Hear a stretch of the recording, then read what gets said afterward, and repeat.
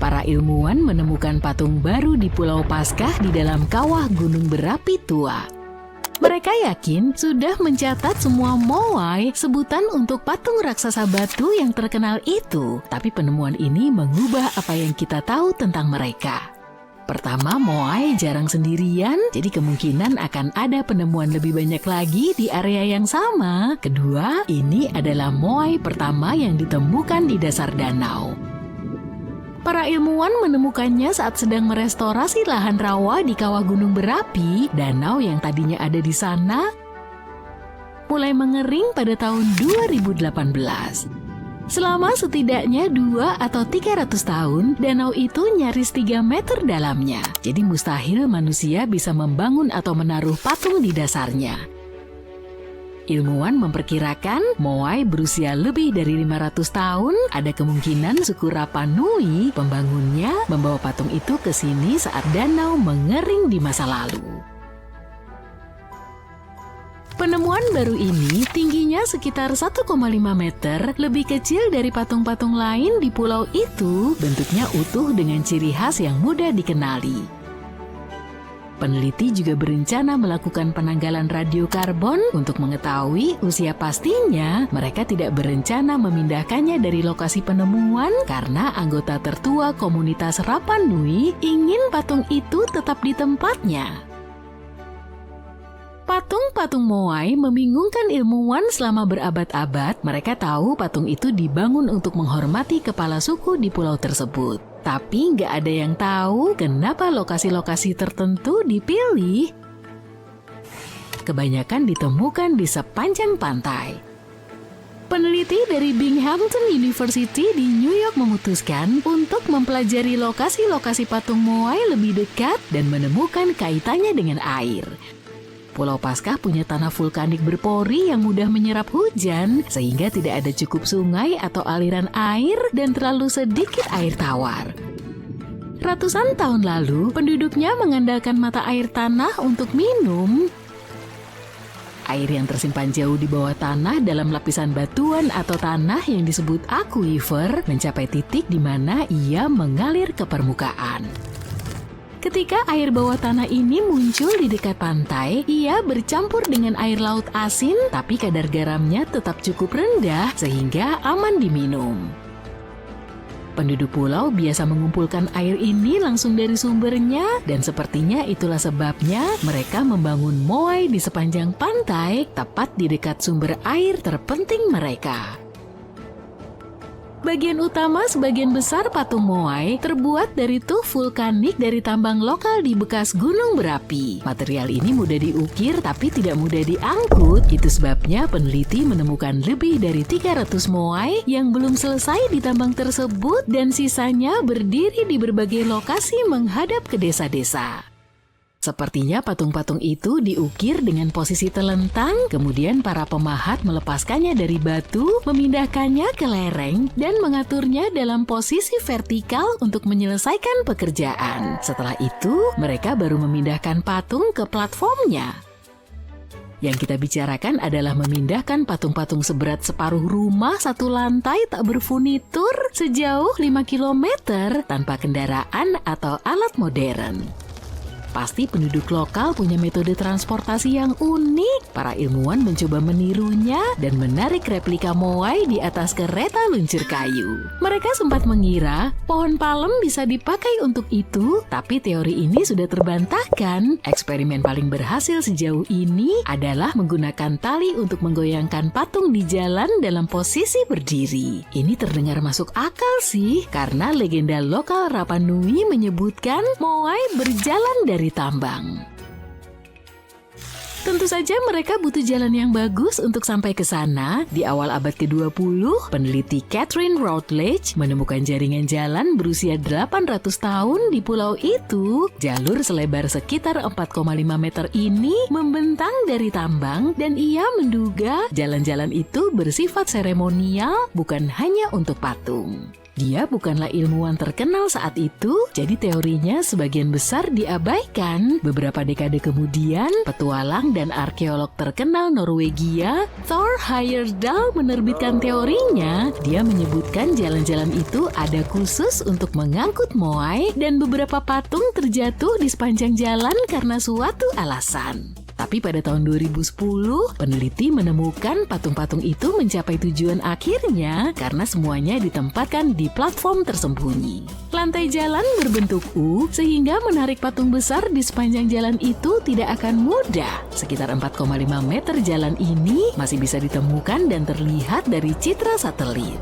Dulu ilmuwan yakin suku Rapa Nui membuat Pulau Paskah tak layak huni dan merusak peradaban mereka sendiri. Tapi studi baru berbekal data penginderaan jauh serta pembelajaran mesin menunjukkan populasi pulau itu tidak tumbuh terlalu besar dan kemudian runtuh. Sebaliknya, penduduk pulau itu berhasil beradaptasi dengan lingkungan yang menantang, menjaga populasi mereka kecil dan stabil selama ratusan tahun. Buktinya, peneliti menemukan kebun batu yang luar biasa. Pulau Paskah adalah salah satu tempat berpenghuni paling terpencil di bumi. Pulau ini dikelilingi oleh Samudra Pasifik dengan Chile Tengah berjarak 3.540 km di timurnya dan Polinesia Prancis 4.184 km di baratnya. Pulau seluas 163 km persegi ini seluruhnya terbuat dari batuan vulkanik, tapi gunung berapi sudah lama tak meletus, jadi tanah Rapa Nui telah kehilangan sebagian besar nutrisi bermanfaat yang dulunya dibawa oleh lava. Pulau ini juga lebih kering dari pulau tropis dan perairannya yang dalam mempersulit memancing karena tidak ada laguna atau terumbu. Jadi penduduk pulau menemukan metode pertanian cerdas yang disebut berkebun batu untuk bertahan hidup. Mereka menyebarkan batu-batu berbagai ukuran di atas tanah dan menanam tanaman seperti ubi jalar dan talas di sela-selanya. Batu-batu itu melindungi tanaman dari angin kencang dan udara asin, serta membantu mengatur suhu tanah. Perlahan, bebatuan ini juga melepaskan mineral ke tanah, membuatnya lebih sehat untuk menanam makanan. Beberapa warga pulau masih memakai kebun ini meski hasilnya tak banyak. Teknik serupa juga dipakai di Selandia Baru, Kepulauan Canary, dan Amerika Serikat Barat Daya untuk bercocok tanam di lingkungan sulit. Saat para ilmuwan memecahkan misteri Pulau Paskah, pulau itu sendiri justru mengajarkan mereka hal baru tentang cara kerja mantel bumi. Selama bertahun-tahun, mereka mengira mantel bergerak seperti sabuk konveyor lambat membawa lempeng tektonik bersamanya. Tapi sebuah studi baru oleh ahli geologi dari Kuba, Kolombia, dan Belanda menentang gagasan ini. Mereka menggunakan metode khusus bernama penanggalan zirkon untuk mengetahui usia pulau. Zirkon adalah kristal kecil yang terbentuk saat magma mendingin dan di dalamnya terdapat jejak uranium yang seiring waktu berubah menjadi timbal. Para ilmuwan mengukur perubahan ini untuk menentukan usia zirkon. Mereka kaget menemukan beberapa zirkon jauh lebih tua dari dugaan, sekitar 165 juta tahun. Pulau ini sendiri baru berusia 2,5 juta tahun. Para ilmuwan menemukan zirkon purba itu berasal dari dalam mantel bumi di bawah lempeng tektonik terbawa magma dari aktivitas vulkanik sebelumnya. Gunung berapi Pulau Paskah termasuk kelompok titik panas yang terbentuk dari gumpalan batuan panas yang naik dari perut bumi.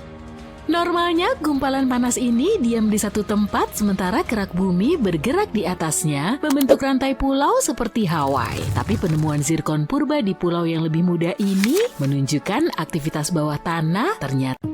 Selama berabad-abad, seluruh dunia bertanya-tanya bagaimana para raksasa di Pulau Paskah bisa berpindah tempat. Mungkin para kepala suku yang berkuasa memerintahkan kelompok besar pekerja untuk menarik mereka, atau para elit menguasai tambang khusus pembuat patung.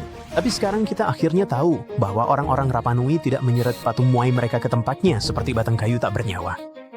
Mereka membuat patung-patung itu berjalan. Para ilmuwan meneliti hampir 1.000 moai, memeriksa bentuk, proporsi, pola aus, serta kemiringan ke depan yang lembut dan lekukan di bagian bawah yang dimiliki banyak patung. Lalu mereka sadar, detail-detail itu bukan kebetulan, melainkan hasil rekayasa. Kemiringan ke depan menggeser pusat gravitasi dan dasar yang melengkung memungkinkan patung berputar seperti bandur. Begitu gerakan dimulai, inersia membantu setiap langkahnya. Bayangkan seperti menuntun balita batu raksasa berjalan menggunakan tali dan penyeimbang. Untuk membuktikan hal ini, tim peneliti membuat replika seberat 4,35 ton. Patung aslinya memiliki berat sekitar 13 ton, dan beberapa bahkan mencapai 80 ton. Dengan 18 orang menarik tali, mereka berhasil menjalankan patung ini sejauh sekitar 300 kaki, kira-kira sepanjang lapangan sepak bola, dalam waktu 40 menit. Itu lebih cepat dan lebih mudah daripada menyeret benda datar di atas batang kayu atau roll. Jalan-jalan kuno di Rapa Nui juga membantu proses ini. Jalannya sekitar 14 kaki lebarnya, dan bentuknya yang melengkung ke dalam membuatnya sempurna untuk menjaga patung tetap stabil saat berjalan ke depan. Setiap kali penduduk pulau memindahkan Moai, mereka tidak hanya membuatnya berjalan, tapi secara harfiah juga membentuk jalan sebagai bagian dari pekerjaannya. Ketika kamu melihat lanskap pulau itu sekarang, kamu benar-benar bisa melihat jalur-jalur ini saling bersilangan, kadang-kadang berjalan berdampingan seperti rute alternatif. Para pekerja kuno kemungkinan besar membersihkan sebagian tanah, memindahkan patung sedikit, membersihkan lagi, lalu menggoyangkannya ke depan lagi dengan irama tertentu.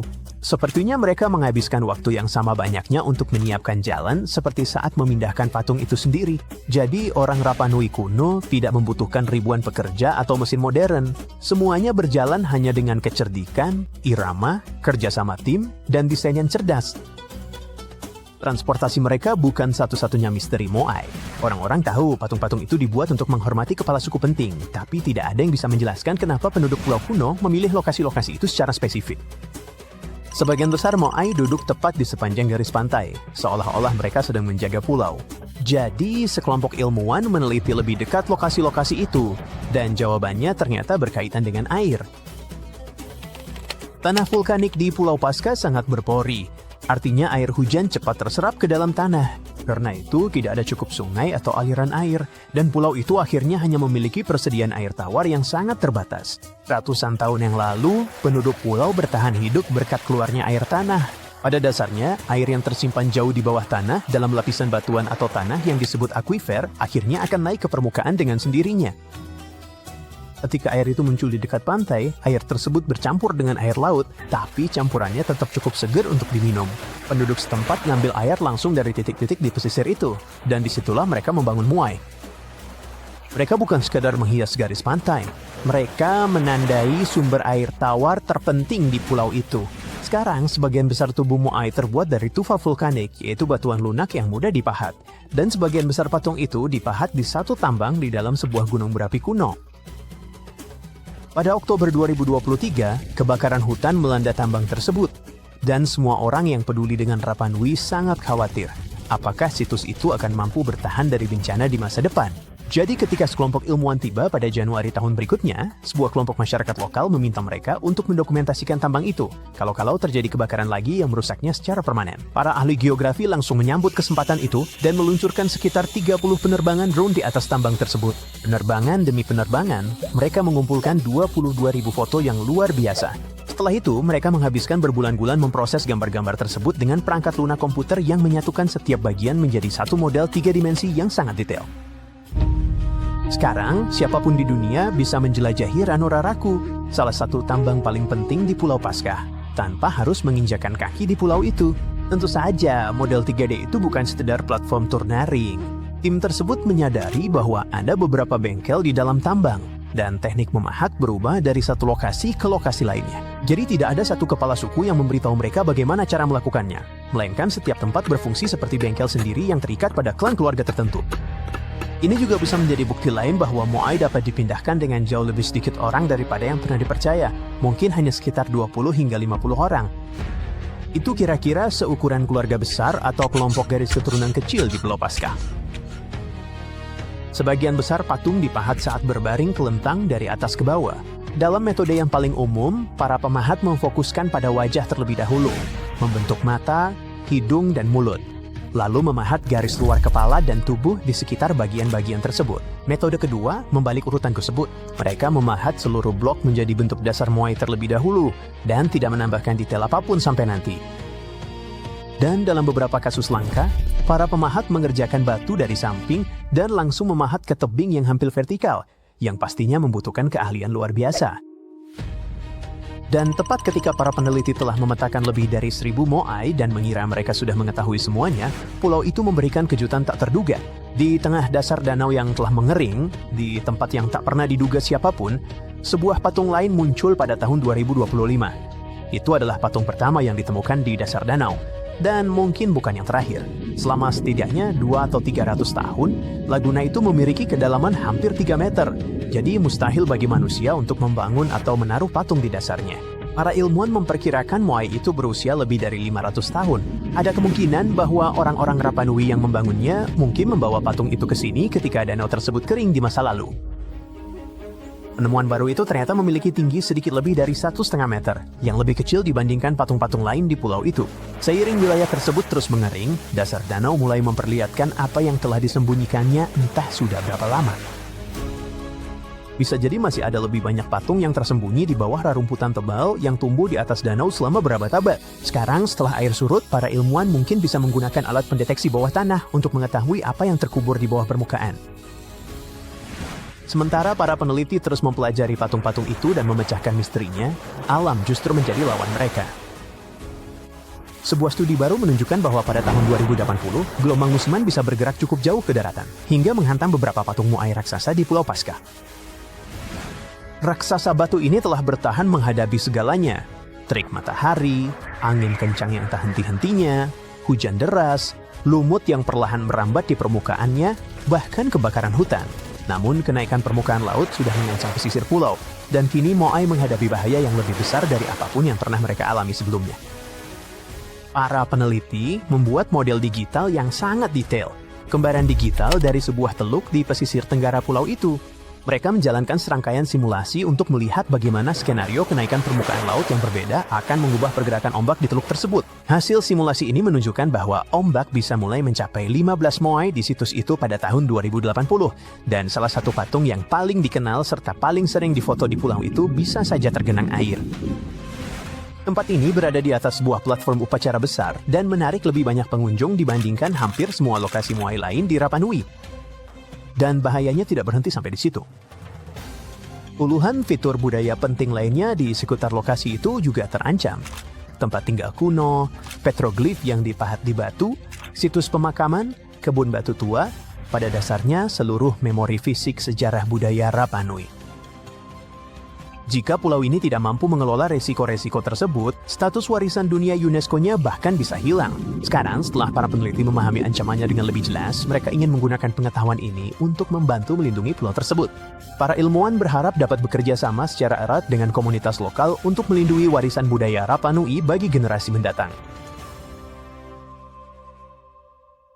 Patung-patung moai berdiri tinggi dan gagah selama ratusan tahun. Dulu orang mengerahkan banyak tenaga untuk memahat patung-patung besar ini. Lalu tiba-tiba mereka menghentikan pembuatannya. Kenapa? Yuk kita pecahkan misteri ini. Pulau Paskah yang berlokasi 4.000 km di sebelah timur Tahiti memiliki area seluas 163 km persegi. Sampai saat ini, Pulau Paskah adalah salah satu pulau paling terpencil di dunia. Dulu pulau ini tertutup hutan yang penuh berbagai pohon dan paku-pakuan. Tapi saat orang-orang pertama datang ke pulau ini sekitar tahun 400 Masehi, hutan-hutan itu perlahan lenyap.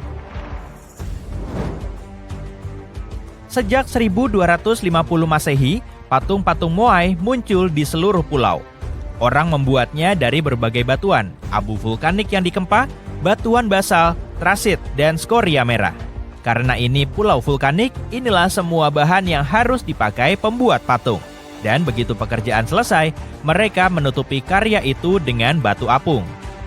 Wajah tiap patung berbeda, tapi semua punya ekspresi khas dengan alis tebal dan hidung besar. Lengannya dipahat ke dalam badan. Sebagian kepala patung memakai topi. Di seluruh pulau ada hampir 900 patung.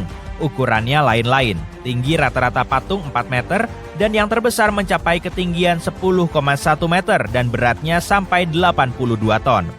Karena wajah tiap patung itu beda, ada teori bahwa patung-patung itu mewakili dan menghormati nenek moyang, para ketua, dan orang-orang penting lain yang tinggal di pulau itu. Tapi, tanpa bukti jelas, hampir mustahil mengetahui tujuan dibuatnya moai. Dulu patung-patung ini berdiri indah di sepanjang pesisir, mengawasi manusia di pemukiman, dan punggung mereka menghadap dunia roh laut. Ketika bangsa Eropa pertama kali menemukan patung-patung Moai di tahun 1700-an, banyak di antaranya yang sudah terguling, dan pembuatan patung sudah berhenti jauh lebih dulu dari saat itu. Untuk membuat patung-patung ini dikerahkan banyak tenaga. Para pengrajin ahli menghabiskan banyak waktu memahat patung-patung itu pelan-pelan dengan beliung sederhana. Satu tim yang terdiri dari 6 orang akan bekerja keras sepanjang tahun untuk membuat satu patung saja. Mereka sering harus memindahkannya ke tempat khusus di pulau itu, sejauh 18 km. Dengan bantuan penanggalan karbon, para ahli berhasil mengetahui patung-patung itu mulai muncul tahun 1250 Masehi. Kemudian sekitar tahun 1500 Masehi, proses itu berhenti. Para pembuat patung meninggalkan pahat mereka begitu saja di tempat terakhir dipakai, dan baru seperempat dari seluruh patung ditaruh di tempat yang semestinya. Setengahnya masih di tempat tambang, sedang yang lain ditinggalkan di tanah saat pengangkutan. Telah terjadi sesuatu yang menyebabkan mereka nggak berminat lagi. Ada banyak teori kenapa ini terjadi, dan kebanyakan dikaitkan dengan penggundulan hutan. Mungkin penghuni pulau menggunakan kayu untuk memindahkan patung ke seluruh pulau, atau memakai kereta luncur dan tali, atau bahkan balok untuk menggelindingkan dan kano untuk mengapungkan. Lambat laun, kayu berkurang. Pohon-pohon di pulau itu butuh waktu sangat lama untuk tumbuh. Tikus-tikus memakan sebagian besar biji-bijian.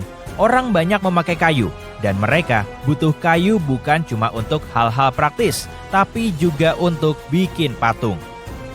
Alasan lain penghentian pembuatan patung mungkin karena mereka sibuk dengan pekerjaan lain. Taman-taman batu makin umum dengan populasi yang bertambah. Batu cocok untuk tanah agar tanah tetap hangat sekaligus menyuburkannya. Penduduk pulau menghabiskan banyak waktu dan tenaga membuat taman-taman batu itu. Jadi, gak ada waktu lagi untuk membuat dan mengangkut patung. Teori lain bilang bahwa keyakinan mereka berubah seiring waktu. Diduga, penghuni pulau dulu memandang patung sebagai penghubung dengan nenek moyang mereka. Tapi setelah beberapa saat, ritual menggambarkan unjuk kekuatan dan daya tahan menjadi lebih tersebar luas. Dan dengan ritual ini, penduduk pulau mulai mengukir bentuk-bentuk yang ada kaitannya dengan burung laut. Burung laut menjadi hewan utama di pulau itu.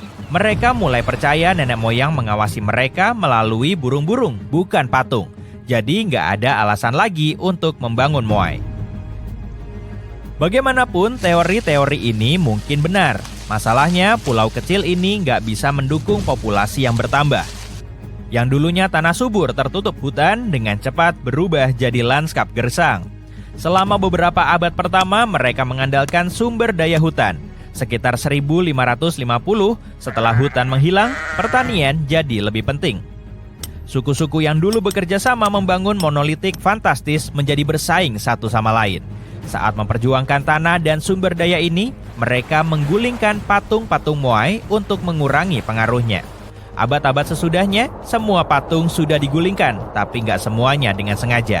Banyak di antaranya yang roboh secara alami setelah diabaikan sekian lama. Sebagian bahkan berakhir di laut yang mengitari pulau itu. Dan untuk sementara, patung-patung itu ada di sana. Tapi ada berita bagus terkait patung-patung ini. Mereka didirikan lagi untuk memberikan pengalaman seru bagi pengunjung dari seluruh dunia. Kalau kamu berlayar ke pulau ini, pertanyaan pertama mungkin bukan bagaimana patung itu dibuat dan dipindahkan. Pertanyaan itu mungkin, bagaimana seseorang berhasil sampai ke sini untuk pertama kalinya? Ini salah satu prestasi yang paling menakjubkan. Orang Polinesia melakukan beberapa hal yang luar biasa. Sejak tahun 1500 sebelum Masehi, para pelaut ini menjelajahi dunia. Mereka memakai penemuan laut tercanggih di masanya. Mereka mengarungi samudra dengan katamaran dan perahu cadik, berawal dari Asia Tenggara dan menghuni banyak lagi tempat di seluruh Pasifik. Mereka tinggal sampai di Hawaii Utara pada tahun 900 sebelum Masehi dan ke selatan sampai Selandia Baru pada tahun 1200 sebelum Masehi. Dan pelayaran terjauh ke timur pastinya ke Pulau Paskah. Hanya dalam beberapa ratus tahun, para pelaut awal ini telah menghuni area seluas ribuan kilometer persegi. Mereka cuma mengingat-ingat tempat yang pernah dikunjungi dan dengan begini berhasil bernavigasi di samudra.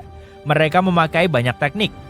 Mereka mengamati matahari ketika terbit dan terbenam, bintang-bintang membantu mereka di malam hari. Jika keadaan mendung dan para pelaut itu nggak tahu arah secara visual, mereka memakai metode cerdas lain. Mereka mengamati gerakan arus laut dan pola gelombang serta memperhatikan biopendar di dalam air. Pola ini membantu mereka menemukan lokasi pulau tertentu. Para pelaut ini bahkan tahu bagaimana pulau-pulau dan atol di kejauhan menyebabkan gangguan udara dan laut. Burung-burung juga memberi pertanda kepada mereka. Sebagian burung bermigrasi jauh dari satu pulau ke pulau lain yang memberi pelaut semacam koneksi visual untuk rute mereka. Burung-burung jenis lain punya waktu makan tertentu. Para pelaut tahu kapan dan di mana mereka berburu dan mengarahkan perahu mereka ke tempat burung-burung ini makan. Orang Viking terlalu banyak disanjung dalam hal kemampuan berlayar. Ketika orang Viking memakai kompas matahari, orang Polinesia awal hanya mengandalkan pengetahuan tentang bagaimana alam sendiri bisa memandu mereka. Keahlian mereka begitu maju hingga tahun 1769. Kapten James Cook, penjelajah asal Inggris, bahkan mempekerjakan navigator Polinesia karena pengetahuannya yang luas tentang laut. Tapi yang lebih mengejutkan lagi, dia bisa menggambar peta berdasarkan ingatan. Peta ini mencakup area seluas 3. Desa tersembunyi ini bernama Aogashima, letaknya tepat di tengah kawah gunung berapi. Kamu bisa menemukannya di Jepang bagian selatan, di Mikronesia paling utara. Konon, ada gunung berapi yang meletus di Laut Filipina pada tahun 1780-an, menyebabkan banyak kerugian bagi komunitas di sekitarnya. Setengah dari populasi berhasil lolos dari letusan besar itu dan kembali bertahun-tahun kemudian untuk membangun lagi desa mereka. Kini, sekitar 160 orang tinggal di sana dengan damai, meski gunung berapinya masih dianggap aktif. Huacachina di Peru berada dalam kawasan salah satu iklim terkering di dunia. Meski begitu, ini adalah kota yang indah yang dikelilingi pohon palm rimbun. Tempat ini juga punya laguna yang kabarnya punya khasiat penyembuhan spesial. Permukiman ini terdiri dari 90 penduduk yang menjalankan usaha kecil. Sebagian besar dari mereka menggunakan pasir sebagai sumber daya utama. Beberapa menawarkan layanan seluncur pasir atau bahkan menyediakan makan malam mewah di padang pasir. Selama lebih dari 500 tahun, sekelompok kecil orang telah tinggal di sisi tebing puncak bernama Gunung Hijau. Ini adalah salah satu tempat paling terpencil di Oman, juga di seluruh dunia. Satu-satunya cara untuk sampai ke permukiman ini adalah dengan berjalan kaki, naik keledai, atau naik kendaraan segala medan. Tempat ini bernama Al-Sogara dan kamu harus mendaki sekitar 20 menit menaiki tangga batu yang curam untuk sampai ke sana. Desa itu muncul saat penduduk setempat memahat rumah di batu gunung untuk melindungi diri dari badai dan dingin. 5 keluarga suku Al-Sharqi masih menyebut tempat ini sebagai rumah dengan total sekitar 25 orang. Banyak desa lain seperti ini bisa ditemukan di wilayah ini, tapi Al-Sogara istimewa karena cuma ini yang masih berpenghuni. 14 tahun yang lalu, belum ada listrik atau saluran telepon di sini. Jalan terdekat yang bisa kamu lalui berjarak 15 km. Karena tidak ada sekolah, orang-orang harus belajar membaca dan menulis di rumah dari orang tua mereka. Sampai sekarang, penduduk desa di sini melanjutkan praktik tradisional mereka, yaitu membangun rumah dengan memahatnya langsung ke batu gunung.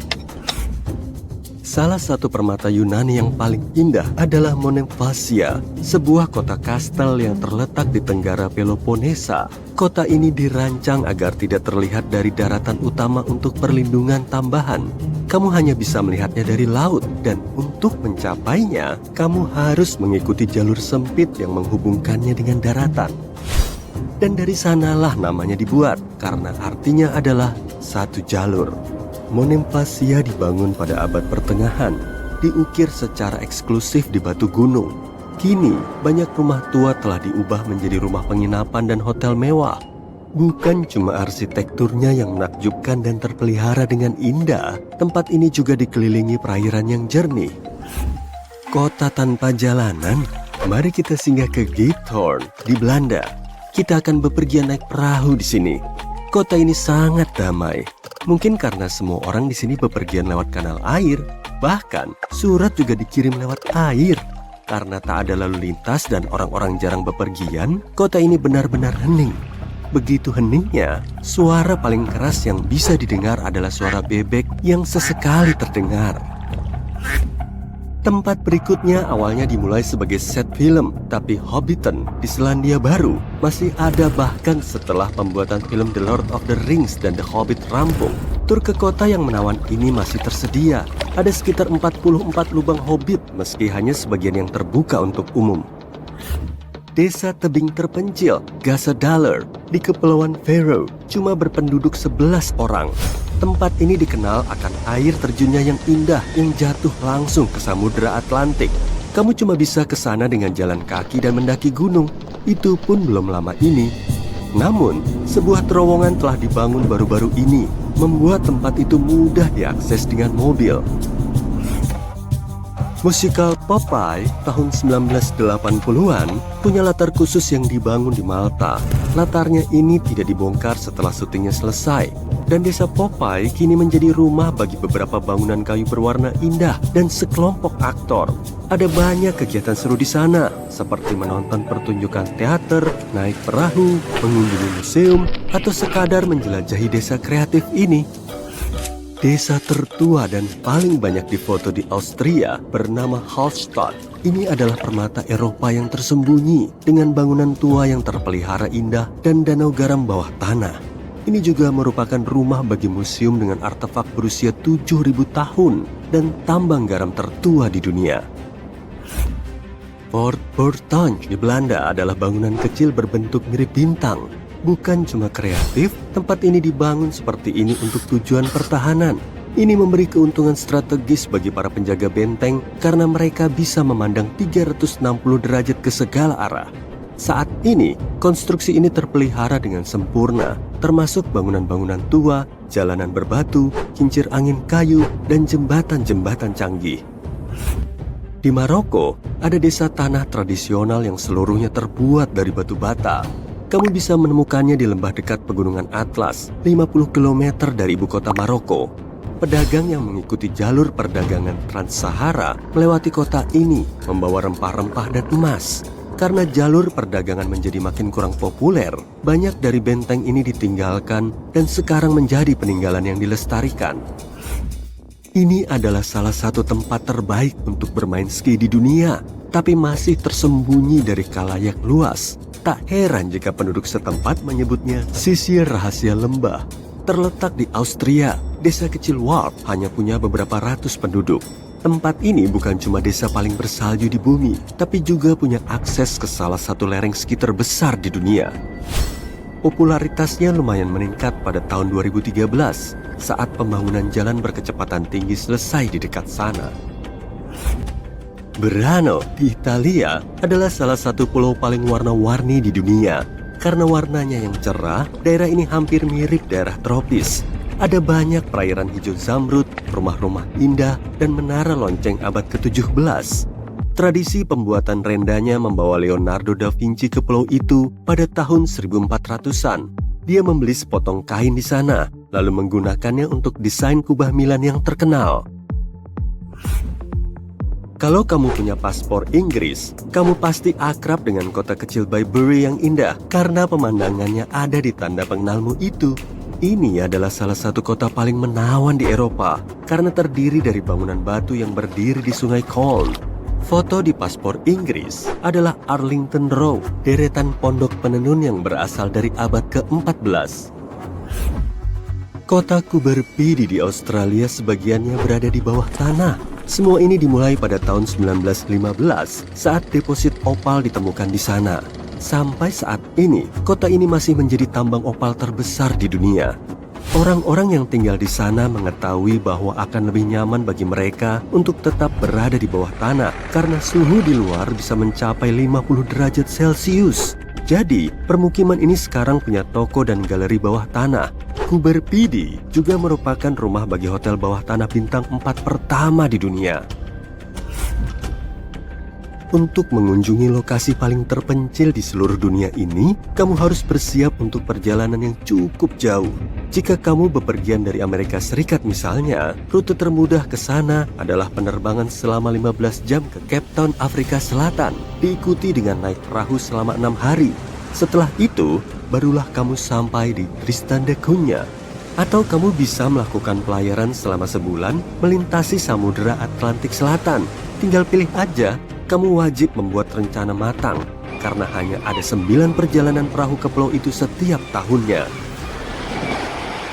Pulau itu sendiri hanya sepanjang 11 km, terletak tepat di tengah Samudra Atlantik Selatan.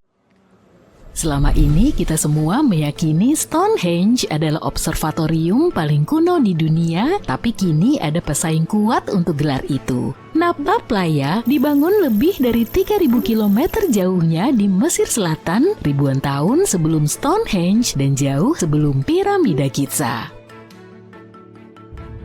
Pada 1973, seorang pemandu dari suku Baduy menemukan sekelompok formasi batu besar aneh saat melintasi gurun Sahara. Dia membawa arkeolog Amerika Fred Wendorf ke lokasi yang berada sekitar 96 km dari Sungai Nil. Teman dan kolega Wendorf mengklaim bahwa tim menemukan batu-batu itu saat berhenti untuk istirahat di gurun.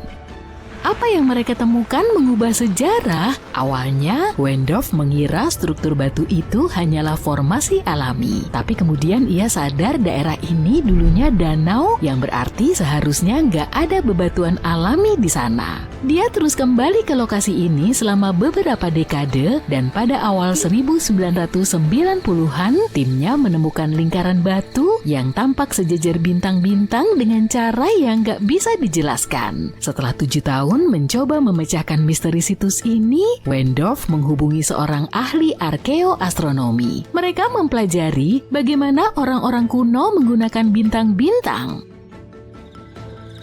Suatu malam ketika sang ahli duduk di pasir gurun yang sejuk menatap batu-batu itu, dia menyadari batu-batu itu membentuk pola yang memancar keluar dari gundukan kuburan yang sangat besar. Satu persatu saat mereka menggali sedimen, megalit yang terkubur mulai berbaris seperti jari-jari di atas roda. Tim sudah menggunakan penanggalan radiokarbon untuk menguji sampel dari perapian dan atap kayu tamariska yang ditemukan di dalam lingkaran batu.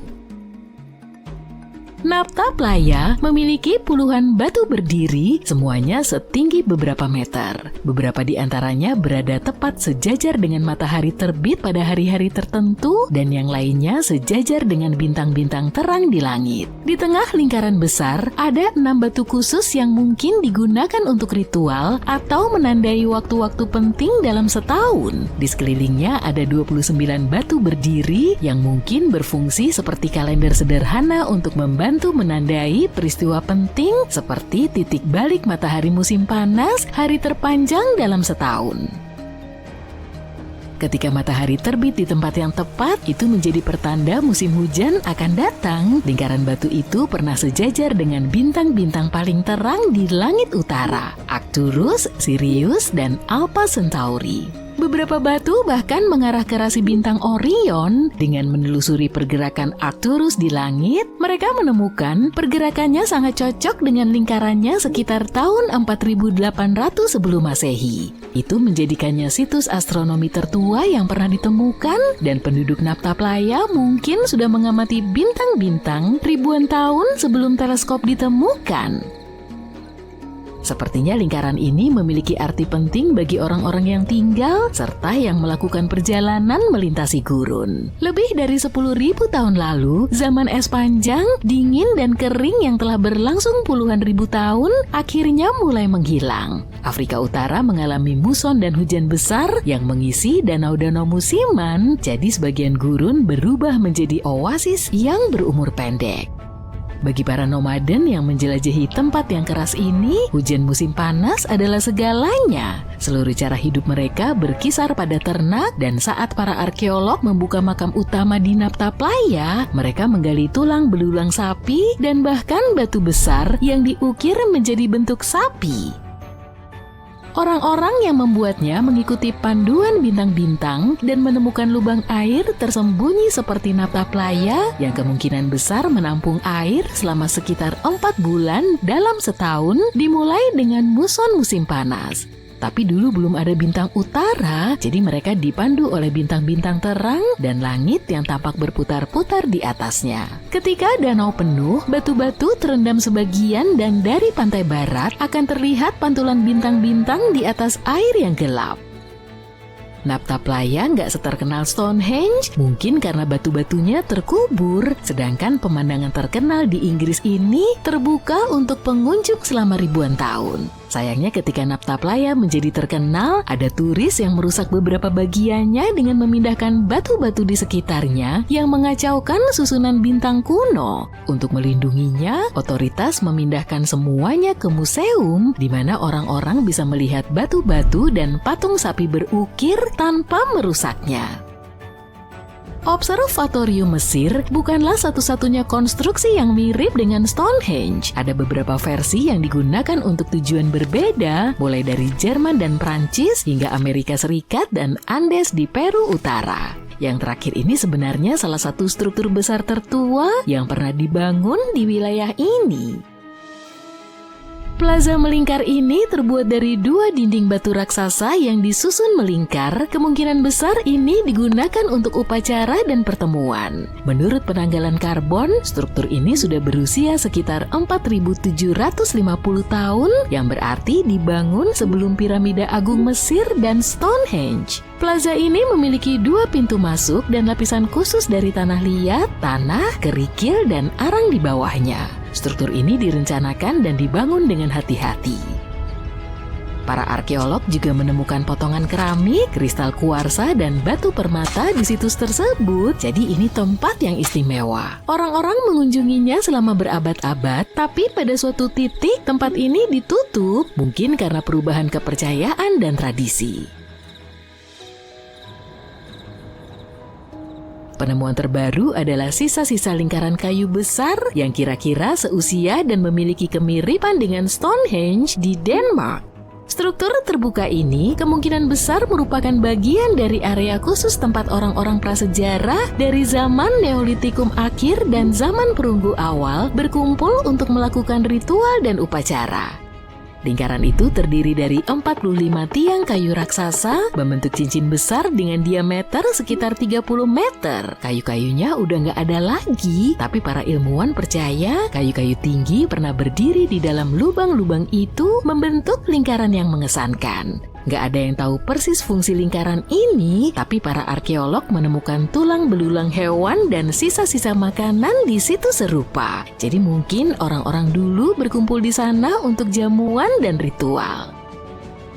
Pada tahun 2024, ilmuwan menemukan 2 lingkaran batu kuno dari periode Neolitikum di Taman Nasional Dartmoor di Inggris. Beberapa arkeolog percaya kedua lingkaran ini mungkin membentuk busur suci. Banyak struktur batu di Dartmoor yang dibangun dengan bentuk melengkung di dataran tinggi di tengah-tengah area. Dulu, Dartmoor ditutupi hutan sehingga orang-orang mungkin menggunakan dataran tinggi sebagai penanda penting. Salah satu lingkaran yang baru ditemukan berada di dalam busur ini, tapi satunya lagi berada di luarnya di sisi utara. Ini bisa menjadi titik masuk ke dalam busur. Ada juga tepian tanah yang ditinggikan di dekat batu-batu itu yang mirip dengan situs-situs Neolitikum terkenal lainnya seperti cincin Brodgar di Skotlandia dan Stonehenge. Ini berarti orang-orang yang membangun lingkaran ini mungkin pernah mengunjungi Stonehenge atau terinspirasi olehnya. Para arkeolog di Oman menemukan monumen batu kuno yang disebut Trilith yang mendapat julukan Stonehenge Arab. Monumen ini selesai dibangun sekitar 2000 tahun lalu, tapi nggak ada yang tahu pasti siapa yang membangunnya atau kenapa. Para ilmuwan juga menemukan kapak batu yang sangat tua, berusia antara 300.000 hingga 1,3 juta tahun dari masa di mana manusia pertama kali. Jika kamu menemukan sebuah sumur di Portugal, tahanlah godaan untuk menatap ke kedalamannya. Menara terbalik di kota Sintra yang penuh teka-teki ini akan membuat bulu kuduk merinding bagi siapa saja yang menemukannya, karena menara ini berputar ke bawah tanah sedalam 27 meter. Sumur ini tentu saja tidak dirancang untuk menampung air, namun tujuan sebenarnya tetap menjadi rahasia yang dijaga ketat. Berasal dari sekitar tahun 1904-an, sumur ini mungkin terlibat dalam tradisi inisiasi misterius dari kesatria Templar. Templar telah dilupakan dalam sejarah hampir 6 abad sebelum pembangunan lubang ini. Namun tradisi misterius mereka dihidupkan kembali oleh generasi berikutnya. Jadi salah satu teori mengatakan bahwa para kandidat yang ingin bergabung dengan kelompok ini pada masa itu harus menghadapi ketakutan terdalam mereka dengan menghadap ke sumur ini, menuruni tangga spiralnya dengan mata tertutup. Ketika mereka sampai di dasar menara yang terbalik itu, mereka membuka penutup mata dan dihadapkan pada pemandangan yang menakutkan. Satu-satunya jalan keluar dari labirin yang gelap ini adalah dengan terus melihat ke atas dan mengikuti cahaya. Bayangkan dirimu sedang menjelajahi rak-rak di toko buku bekas hingga menemukan buku dengan alfabet yang belum pernah kamu lihat. Kamu memutuskan untuk menggunakan aplikasi penerjemahan gambar, tapi tidak menemukan kecocokan. Karena penasaran, kamu membeli buku tersebut. Kemudian kamu menunjukkannya kepada teman dan keluargamu, tapi tidak ada yang mengenali alfabet itu. Pedagang buku langka, Wilfrid Voynich, mungkin mengalami rasa frustasi yang sama pada tahun 1912 ketika dia mendapatkan apa yang kemudian menjadi buku paling misterius di dunia. Karya ini dikenal sekarang sebagai naskah Voynich dan ditulis sepenuhnya dalam bahasa yang tidak dikenal dan belum ada yang bisa mengartikannya. Halaman-halaman dari naskah abad ke-15 ini dipenuhi dengan gambar-gambar botani, tapi ini bukanlah bunga aster atau mawar pada umumnya. Bahkan, itu tidak menyerupai spesies tanaman apapun yang kita kenal. Yang membuat semuanya lebih aneh lagi adalah ilustrasi rasi bintang yang tidak kita kenal dan wanita yang berenang di kolam pemandian hijau. Menggali lebih dalam ke dunia teks-teks misterius, kita akan memulai perjalanan ke Gua Qumran di dekat Laut Mati di Timur Tengah.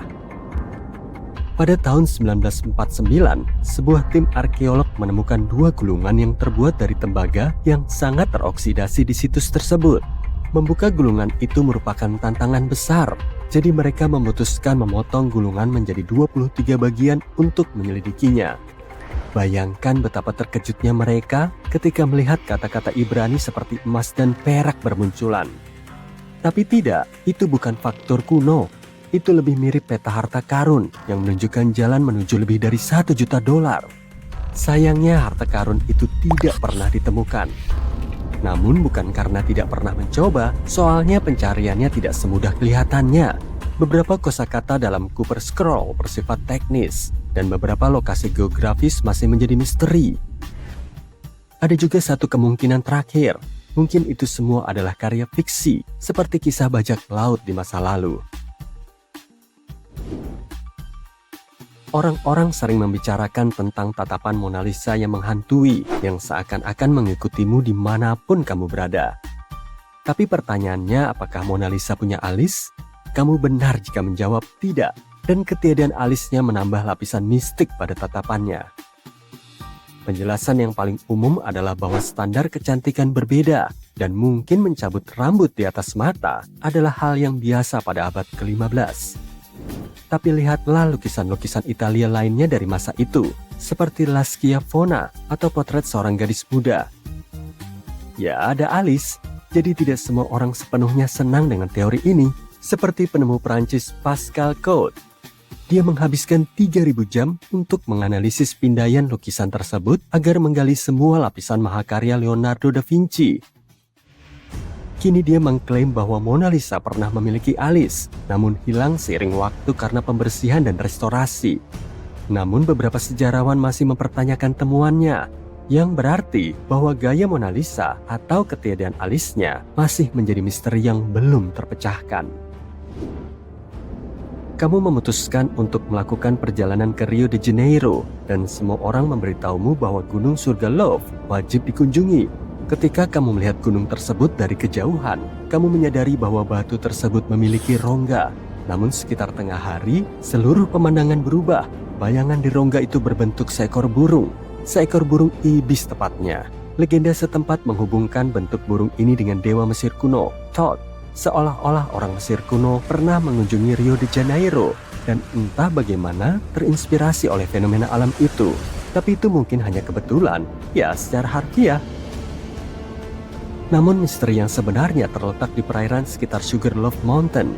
Pada tahun 80-an, arkeolog Robert Marks mendapat petunjuk dari penduduk setempat tentang harta karun yang tersembunyi di bawah Teluk Guanabara. Dia menyelam dan menemukan beberapa amfora Romawi. Itu loh, vas-vas kuno dengan 2 pegangan itu.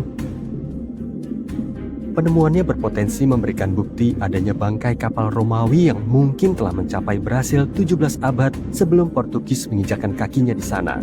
Namun dia tidak dapat melanjutkan penelitiannya. Dan hingga hari ini, gagasan tentang kehadiran bangsa Romawi di pesisir Brasil masih belum pasti. Lokasi sebenarnya dari makam Cleopatra bukanlah satu-satunya misteri Mesir kuno. Banyak rahasia yang terukir di dinding bangunan kuno. Seperti di kuil Seti pertama, perhatikan hieroglif ini dengan saksama, dan kamu akan melihat bentuknya yang menyerupai helikopter modern. Lihatlah ke kanan, dan kamu akan melihat ukiran yang terlihat seperti kapal selam. Aneh bukan? Penjelasan yang paling masuk akal untuk hal ini berkaitan dengan warisan dari penguasa yang berbeda. Ketika Firaun baru berkuasa, mereka menambahkan hieroglif mereka sendiri di atas hieroglif asli. Namun hal ini masih menjadi topik perdebatan karena beberapa ahli Mesir percaya bahwa hieroglif misterius ini mungkin mewakili semacam teknologi kuno. Hal yang sama berlaku untuk cahaya dendera. Gambar yang ditemukan di lorong bawah tanah kuil Hathor ini merupakan subjek kontroversi yang signifikan dalam sejarah Mesir.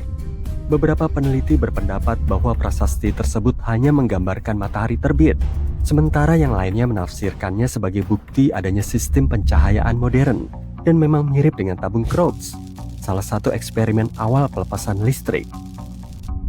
Meskipun tidak ada bukti konkret bahwa orang Mesir kuno memiliki listrik modern, beberapa sejarawan percaya bahwa teori ini dapat membantu menjelaskan kenapa banyak makam yang ditemukan tidak memiliki sisa-sisa penggunaan lampu minyak atau lilin. Banyak informasi yang kita tahu tentang piramida Mesir yang misterius, tapi banyak orang cenderung lupa bahwa struktur lain yang tidak dapat dijelaskan telah ada bahkan sebelum adanya piramida. Perhentian kita berikutnya membawa kita ke Turki. Puncak bukit yang dikenal sebagai Göbekli Tepe dekat kota Urfa menyimpan sebuah rahasia kuno. Tempat ini punya lebih dari 20 selungkup batu melingkar yang berusia lebih dari 11.000 tahun. Banyak di antaranya memiliki pilar-pilar batu berbentuk T yang diukir dengan sangat indah dan dihiasi dengan figur-figur manusia yang menakutkan dengan tangan terlipat. Teori yang paling banyak diterima adalah bahwa ini merupakan kuil pertama di dunia yang kemungkinan besar digunakan untuk ritual atau acara sosial. Namun misteri terbesarnya terletak pada bagaimana kuil ini dibangun, karena situs ini sudah ada sebelum domestikasi hewan atau penggunaan peralatan logam. Jadi pembangunannya pasti sangat sulit, menantang pemahaman kita tentang garis waktu sejarah. Semoga kamu tidak takut ketinggian ya, karena kita akan terbang di atas garis Nazca. Kamu mungkin sudah pernah mendengar tentang gambar-gambar besar dan misterius yang terukir di daerah gersang di Peru ini. Bentuknya beragam, seperti laba-laba, monyet, dan bahkan iti bermata besar yang mungkin hanya seekor ikan. Kisah ini mendapat beberapa bab baru pada tahun 2022 ketika 168 gambar baru ditemukan. Gambar-gambar yang asli hanya dapat dilihat dari udara, tapi Kabarnya tempat ini penuh dengan uang yang sudah tersimpan di sana selama berabad-abad, tapi belum ada yang berhasil mengambilnya dari pulau ini. Para pemburu harta karun sudah terpikat dengan tempat ini sejak tahun 1795. Banyak yang pernah mencoba peruntungannya mencari harta karun yang mungkin disembunyikan di sana oleh perompak Spanyol atau bahkan oleh kesatria Templar. Tapi kini sudah tidak mungkin untuk pergi ke sana karena sudah menjadi pulau pribadi. Jadi kamu hanya bisa mengikuti tur bahari mengelilingi pulau ini. Kalau tidak, kamu bisa melihatnya di acara realitas TV yang dibintangi Lagina bersaudara, Rick dan Marty, yang merupakan tim penggiat yang mencari harta karun Pulau Oak di Nova Scotia, Kanada. Ya, sepertinya tidak ada tempat yang tidak bisa didatangi oleh para produser TV. Salah satu penemuan yang paling terkenal di sana adalah apa yang disebut money pit. Meskipun namanya menjanjikan, lubang itu tidak penuh dengan uang. Sekarang kita harus mundur ke 200 tahun silam. Money Pit pertama kali ditemukan oleh remaja berusia 16 tahun pada tahun 1795. Suatu hari Daniel McGinnis pergi memancing di Pulau Oak. Dia melihat sebatang pohon di sana yang merupakan pohon ek dan ada goresan-goresan aneh. Bentuknya tidak tampak alami, jadi Daniel memutuskan untuk memeriksa area tersebut. Dia kemudian melihat bagian tanah yang cekung dan mulai menggali. Dia dibantu 2 orang temannya, tapi alih-alih harta karun, mereka hanya menemukan batang-batang kayu yang diletakkan secara teratur di bawah tanah. Itu tampak seperti tempat di mana seseorang bisa menyembunyikan uang atau perhiasan, tapi tidak ada barang berharga yang ditemukan. Meski begitu, ada yang menarik di dalam lubang itu.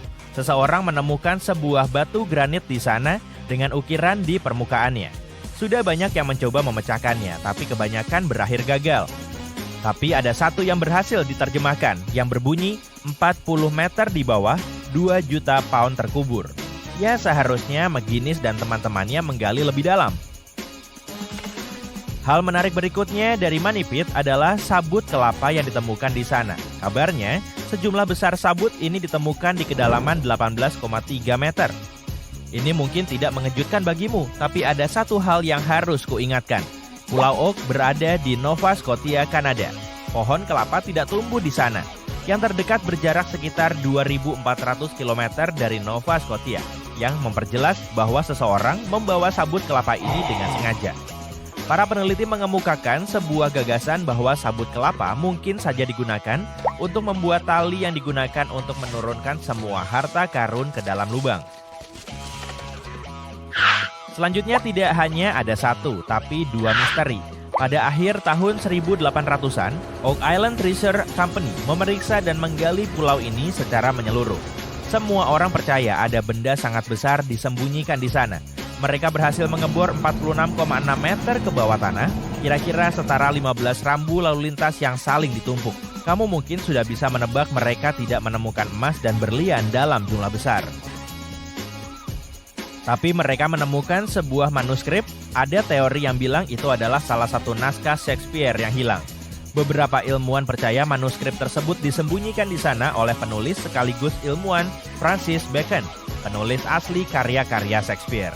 Ya, kabarnya memang bukan William, melainkan Francis yang menulis semua drama dan soneta tersebut, tapi tidak ada bukti yang membenarkannya. Money Pit mungkin menjadi lubang paling populer di Pulau Oak, tapi ini bukan satu-satunya dan bukan yang pertama. Sebelum penemuan Money Pit, para pemburu harta karun melakukan pengeboran di Smith's Cove. Saat membendung di sana, mereka menemukan sebuah potongan kayu. Bentuknya seperti huruf U dengan angka Romawi. Setelah pemeriksaan lebih lanjut, para ahli menyadari benda itu diduga berasal dari tahun 1769. Money Pit ditemukan 26 tahun kemudian. Fakta ini menimbulkan banyak spekulasi bahwa struktur ini mungkin saja bagian dari terowongan asli berisi harta karun yang dicari semua orang. Sekarang lihatlah koin Templar ini. Ini bukan penemuan pertama di pulau ini, tapi bisa dikatakan penting. Meskipun mungkin tidak berharga saat ini, pada abad pertengahan koin-koin itu bernilai sangat besar. Biasanya koin-koin itu disimpan di benteng-benteng Eropa. Bagi para pemburu harta karun, koin ini merupakan pertanda pasti bahwa masih banyak lagi yang bisa ditemukan di pulau ini. Logikanya sederhana, jika ada satu koin semacam itu, pasti ada yang lain. Dan mereka benar, itu bukan satu-satunya penemuan Templar. Di pantai sebelah barat daya pulau itu ditemukan sebuah anak panah. Para ahli mengatakan itu berasal dari abad ke-13. Tapi sekali lagi, itu bukanlah yang dicari para pemburu harta karun. Beberapa koin lainnya ditemukan di pulau itu. Rick dan Marty Lagina mengambil benda berharga ini dari sebuah rawa. Koin ini terbuat dari tembaga dan kali ini berasal dari Spanyol. Saat ditemukan, Lagina bersaudara hanya dapat melihat angka 8 yang terukir di koin tersebut. Tapi kemudian beberapa ahli mempelajari koin ini dan menyatakan koin ini dibuat sekitar abad ke-17. Mereka berhasil membersihkannya dengan baik dan melihat tanggal 1652 terukir di bagian belakang koin ini. Ada teori yang menyatakan penjelajah Spanyol menemukan harta karun tapi menyembunyikannya dan tidak membawanya ke raja. Sehingga bisa jadi koin ini terjatuh begitu saja dari peti yang penuh koin dan permata dan merupakan bagian dari harta karun yang diincar semua orang. Atau bisa saja seseorang tidak sengaja menjatuhkannya saat mencari harta karun tersebut. Tidak ada yang tahu. Satu lagi pemburu harta karun yang terkenal adalah Gary Drayton. Gary dan timnya bersama Rick Lagina menemukan 2 koin saat mendeteksi logam di pulau ini. Keduanya koin Raja Charles II dari Inggris abad ke-17. Salah satunya memiliki tulisan yang sangat jelas di permukaannya, yang menyatakan koin tersebut dicetak pada tahun 1771. Harta karun rawa lainnya yang mungkin berasal dari Spanyol juga ada di sini. Kali ini berupa cincin perak. Seorang ahli mempelajarinya dengan seksama dan melaporkan cincin itu telah diperbaiki 2 kali. Cincin itu pernah diperbesar dan juga pernah dikecilkan. Cincinnya dihiasi desain bunga yang populer di Eropa pada tahun 1730-an. Di antara semua benda menarik lainnya, Rick dan Marty Lagina menemukan sebuah kancing perak di Isaac Point. Kancing itu cukup kuno, diduga berasal dari pertengahan abad ke-18 dan manipit yang terkenal itu ditemukan setelahnya. Inilah sebabnya penemuan ini tidak terlalu berarti. Mungkin saja benda itu milik seseorang petani yang berternak dengan tenang di pulau itu. Tidak ada catatan resmi mengenai peti penuh permata dan koin yang ditemukan di Pulau Oak, tapi beberapa pencari menemukan beberapa permata di sana. Pertama, tim menemukan bros dengan permata merah yang indah. Mereka mengira itu batu rubi, tapi seorang ahli permata profesional menyatakan itu batu garnet. Bros itu terbuat dari perak dan usianya sudah cukup tua. Para ahli meyakini bros itu dibuat sekitar tahun 1500 atau 1600-an. Bros lain yang mereka temukan tidak dihiasi permata, tapi memiliki desain yang rumit. Bros itu berdesain daun dan tali berornamen. Ada 13 cabang daun yang langsung menciptakan lebih banyak misteri dalam perburuan harta karun ini. Pertama, ada ukiran pohon bercabang 13 di atas batu di pantai utara pulau ini. Terlebih lagi,